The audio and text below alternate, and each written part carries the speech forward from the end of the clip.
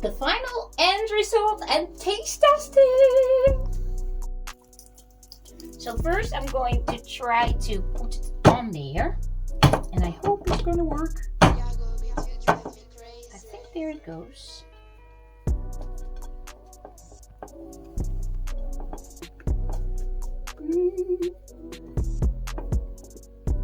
Oh, look at it! There it is! Oh, it looks so nice!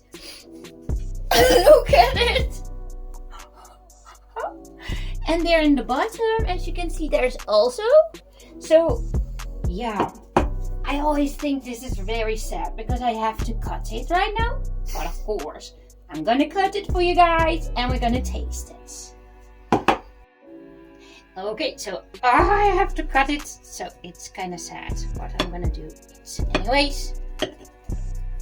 Oh, it looks like the inside is kind of soft still. Maybe I didn't freeze it long enough yet, but let me take another plate. Little plate over here, and I will put it over there. Yeah, I think I did not freeze it long enough yet. So ideally, I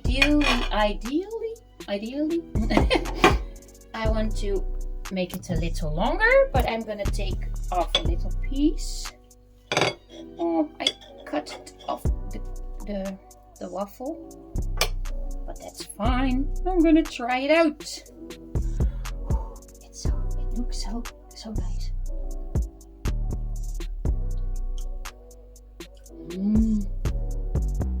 Wow. I don't know. So I'm gonna say this to Natalie. Natalie, this is amazing. You go, girl. I love it. It is still creamy because I have tried to make ice cream before, but it always had a weird texture when it was frozen. And this here, it's just looking very, very nice, and it's so creamy. Guys, big thumbs up. Make this one for your family and for yourself, of course, but freeze it a little longer than half of a day, because as you see, it's still not completely frozen, but still I'm gonna enjoy a little part. So there it was, the homemade ice cream, and I hope you guys are gonna enjoy it too. God bless you, everybody, and see you in the next video.